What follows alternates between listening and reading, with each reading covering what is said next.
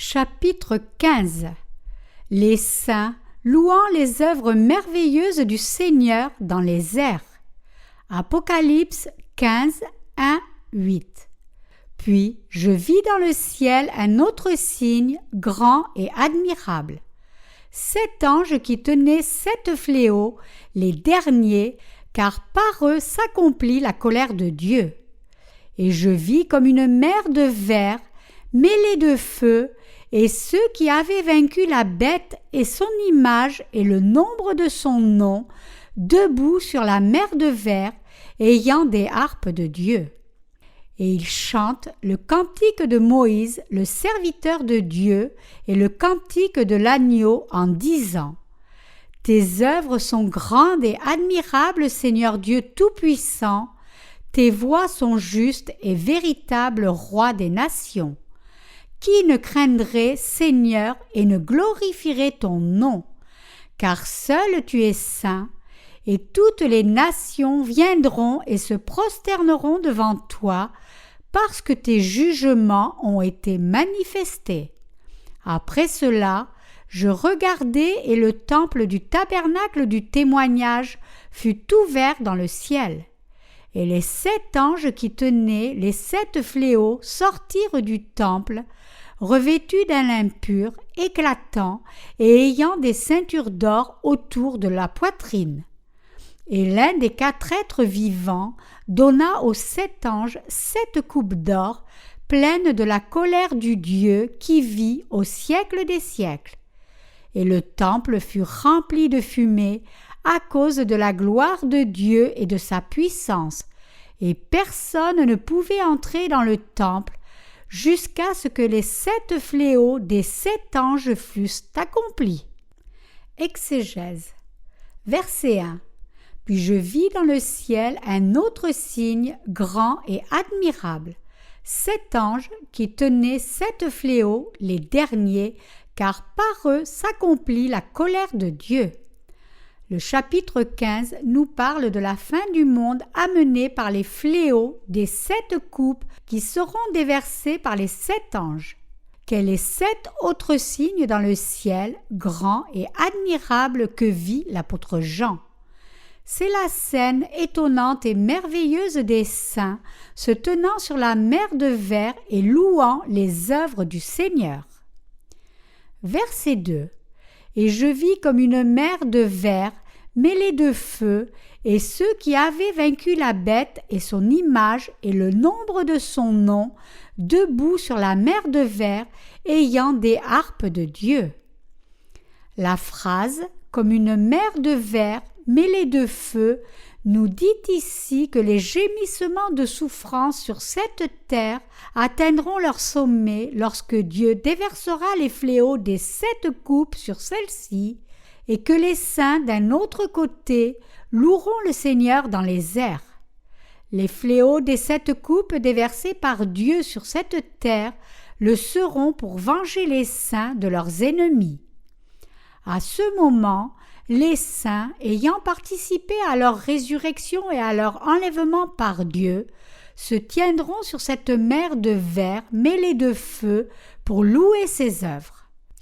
Les saints qui seront ressuscités et auront été enlevés par la puissance du Seigneur et ayant été martyrisés précédemment sur cette terre, le loueront à jamais pour son salut et sa puissance. Les saints qui louent sont ceux qui ont achevé la victoire de la foi en triomphant de l'Antéchrist avec le genre de foi qui le rejette lui, son image et la marque de son nom ou du nombre de son nom. Verset 3. Et ils chantent le cantique de Moïse, le serviteur de Dieu, et le cantique de l'agneau en disant : Tes œuvres sont grandes et admirables, Seigneur Dieu Tout-Puissant. Tes voies sont justes et véritables, Roi des nations. Les saints, se tenant sur la mer de verre, chantent le cantique de Moïse et le cantique de l'agneau. Et ces paroles sont : Tes œuvres sont grandes et admirables, Seigneur Dieu Tout-Puissant. Tes voies sont justes et véritables, Roi des nations. les paroles de ce cantique, exactement comme elles sont écrites, loue Dieu pour le fait qu'il n'y a rien qu'il ne puisse faire avec sa toute-puissance.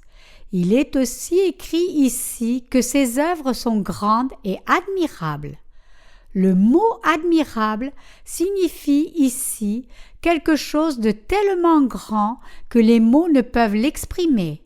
Il est simplement fantastique et merveilleux, en d'autres mots, que notre Seigneur Dieu ait sauvé, à travers l'évangile de l'eau et de l'esprit, tous les saints de l'Ancien Testament, autant que du Nouveau Testament, de tous leurs péchés, les ait rendus sans péché et qu'il ait permis à ces saints, qui furent sauvés par leur foi, de louer le Seigneur dans les airs en les ressuscitant des morts et en les enlevant dans les airs. Ces saints louent le Seigneur Dieu d'être leur Sauveur, leur Seigneur et le Tout-Puissant. Croyez-vous vraiment que le Seigneur Dieu a créé l'univers et tout ce qu'il contient, incluant vous et moi, et qu'il est en fait notre Seigneur? Seuls ceux qui croient en cette vérité peuvent devenir des croyants en l'évangile de l'eau et de l'esprit qui fut donné par le Seigneur.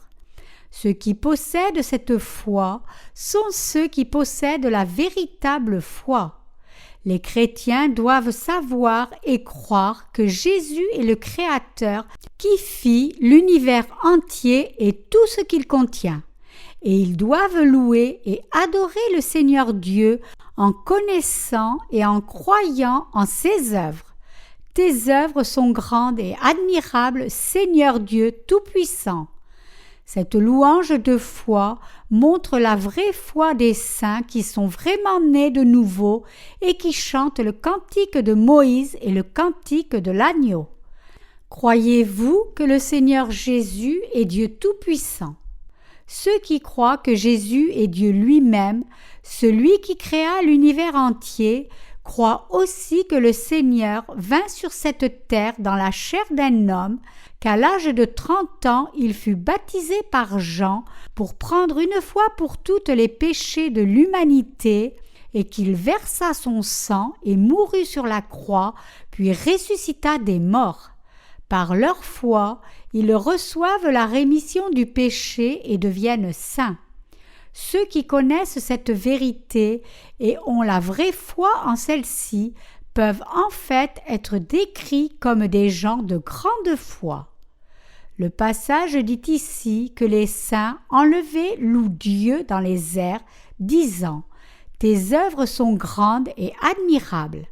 Ils louent le Seigneur Dieu, en d'autres mots, pour avoir créé l'univers et l'humanité, pour avoir sauvé les pécheurs sur cette terre en lavant tous leurs péchés une fois pour toutes par le baptême que le Seigneur reçut de Jean, et pour leur avoir donné le droit de devenir enfants de Dieu. Tout cela par l'évangile de l'eau et de l'esprit qui fut donné par le Seigneur. Le fait que les saints puissent prendre part à leur martyre pour Christ, à leur résurrection, à l'enlèvement et à la vie éternelle, tout cela fait partie des bénédictions de Dieu. Tous les saints doivent offrir leur louange à Dieu, qui révèle toute sa gloire par toutes les œuvres de justice que le Seigneur a accomplies pour les pécheurs, c'est-à-dire pour avoir fait disparaître tous les péchés, tout comme pour toutes ces autres œuvres qu'il a accomplies lors de son séjour sur cette terre. Les saints chantent le cantique de Moïse et le cantique de l'agneau dans les airs. Ils louent le Seigneur en chantant combien sont grandes et merveilleuses toutes les choses que le Seigneur Dieu Tout-Puissant a faites pour les pécheurs et à ses ennemis. En fait, ce que le Seigneur a fait pour les saints et à tous ceux qui se tenaient contre lui n'est pas seulement étonnant, mais vraiment merveilleux. Le but de Dieu en créant ce monde était de faire de l'humanité son peuple. Ainsi, toutes les œuvres qu'il a faites pour nous nous apparaissent fantastiques et merveilleuses. nous donnons gloire à Dieu en croyant en tout ce qu'il a fait pour nous et nous le louons en croyant en ses œuvres. Que Dieu ait créé l'homme à son image est aussi merveilleux, qu'il ait donné sa loi à tous et qu'il ait œuvré à travers la Vierge Marie pour envoyer Jésus-Christ sur cette terre est aussi étonnant à nos yeux. Mais nous croyons en même temps que toutes ces choses furent données comme moyen pour sauver les pécheurs de leurs péchés. Merveilleux aussi est le fait que notre Seigneur Dieu ait transféré tous les péchés du monde sur le corps de Jésus-Christ une fois pour toutes, en lui faisant recevoir le baptême par Jean, pour qu'il puisse faire disparaître tous les péchés de l'humanité complètement et parfaitement.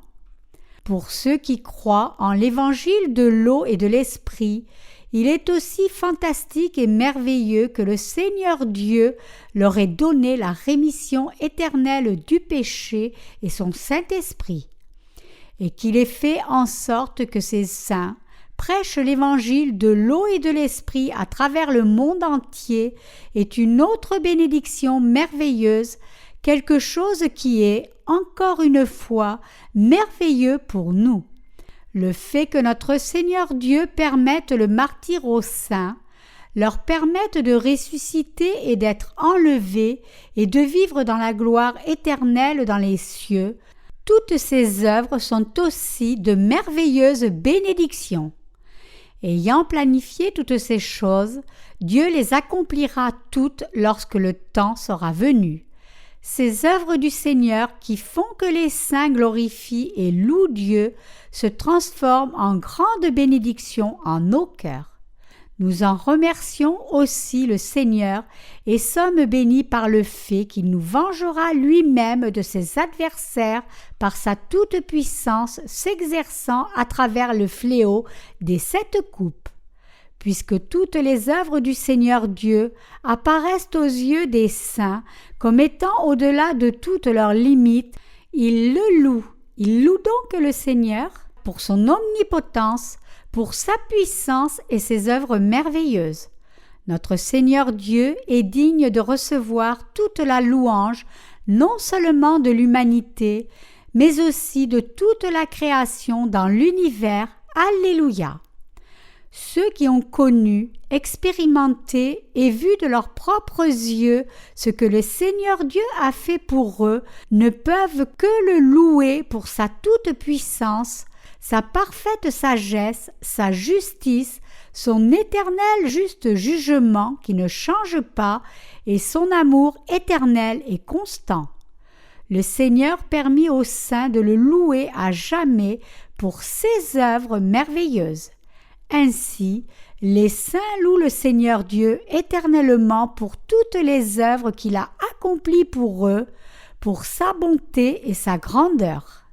Notre Seigneur Dieu est digne de recevoir la louange de toutes choses dans l'univers, car toutes ses œuvres furent possibles seulement par sa toute-puissance.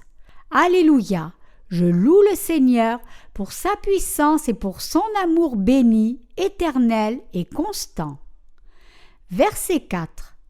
Qui ne craindrait, Seigneur, et ne glorifierait ton nom, car tu es saint, et toutes les nations viendront et se prosterneront devant toi, parce que tes jugements ont été manifestés.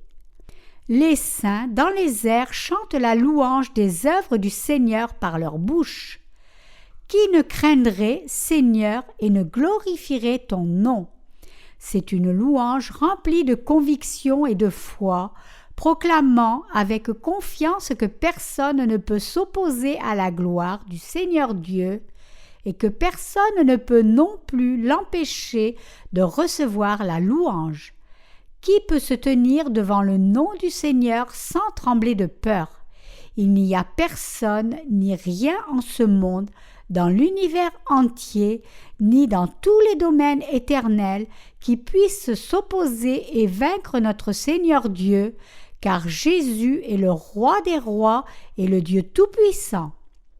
Toutes choses en ce monde, ainsi que les saints, ne peuvent que trembler de peur devant le nom de Jésus-Christ, la toute-puissance du Seigneur Dieu et sa vérité. Puisque la puissance du Seigneur Dieu est infiniment grande, et parce qu'il est véritable et parfait, toutes les créatures doivent lui rendre grâce, lui donner gloire et louer son nom. Tous doivent avoir un cœur qui craint Dieu, et toutes choses dans l'univers doivent louer le nom du Seigneur. Pourquoi ?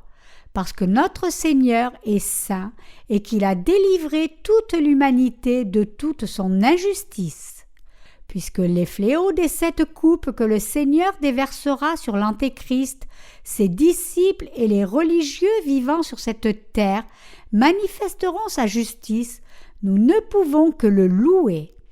Puisque la justice du Seigneur est révélée à travers les grands fléaux des 7 coupes, notre Seigneur Dieu est digne de recevoir la gloire, la louange et l'adoration de toutes les créatures vivantes, des anges et des saints dans les airs. Qui pourrait ne pas craindre le nom du Seigneur Jésus-Christ? Notre Seigneur n'est pas une créature, mais le Seigneur Dieu Tout-Puissant. En déversant les terrifiants fléaux des 7 coupes sur tous ceux qui s'opposent à lui, le Seigneur Dieu rend inévitable le fait que toute sa création le loue devant sa majesté et sa puissance. Et toutes les nations viendront et se prosterneront devant toi parce que tes jugements ont été manifestés. Nous devons réaliser donc que personne s'opposant et blasphémant le nom du Seigneur ne peut vivre heureux. Se prosterner devant le nom du Seigneur, croire en lui, lui rendre grâce et le louer pour sa suprématie, son omnipotence, sa grâce, son grand salut et son amour, c'est le genre d'adoration qui est digne pour son nom. Toutes les créations doivent donc croire en ce que le Seigneur a fait sur cette terre, le louer et l'adorer. Notre Seigneur est digne de recevoir la louange de tous les peuples et de toutes les nations. Amen. Alléluia. Verset 5. Après cela, je regardai et le temple du tabernacle du témoignage fut ouvert dans le ciel. Ce verset nous dit que lorsque les fléaux des 7 coupes que notre Seigneur Dieu déversera sur cette terre finiront, Dieu donnera aux saints sa maison des cieux. Toutes ces choses seront accomplies par le Seigneur Dieu. Qu'est-ce que ce tabernacle du témoignage alors? C'est la maison de Dieu qui est comme le tabernacle de cette terre. Le temple du tabernacle du témoignage fut ouvert dans le ciel. Signifie que l'ère du royaume du Seigneur Dieu sera ouverte à partir de ce moment. Avec l'ouverture de la porte du temple du tabernacle du témoignage, les fléaux finals et le royaume du Seigneur Dieu seront amenés sur cette terre. Sans connaître l'évangile de l'eau et de l'esprit, aucune foi ne sera admise devant Dieu. Ainsi, nous devons connaître et croire en cet évangile de vérité, ainsi que réaliser et croire que le temps pour nous d'aller rejoindre et vivre dans le royaume de Christ se rapproche de nous. Verset 6. Et les 7 anges qui tenaient les 7 fléaux sortirent du temple, revêtus d'un lin pur, éclatant, et ayant des ceintures d'or autour de la poitrine. Cette parole nous montre que lorsque Dieu déversera les fléaux des 7 coupes sur cette terre, il œuvrera à travers les anges qui croient en l'essentielle justice et équité de ces 7 fléaux. Elle nous dit en d'autres mots que les serviteurs de Dieu deviennent qualifiés pour servir le Seigneur seulement lorsqu'ils croient toujours en sa justice et placent leur confiance entière en sa bonté. C'est seulement alors, lorsqu'ils croient que les œuvres du Seigneur sont toujours justes, que les serviteurs de Dieu peuvent faire les œuvres du Seigneur.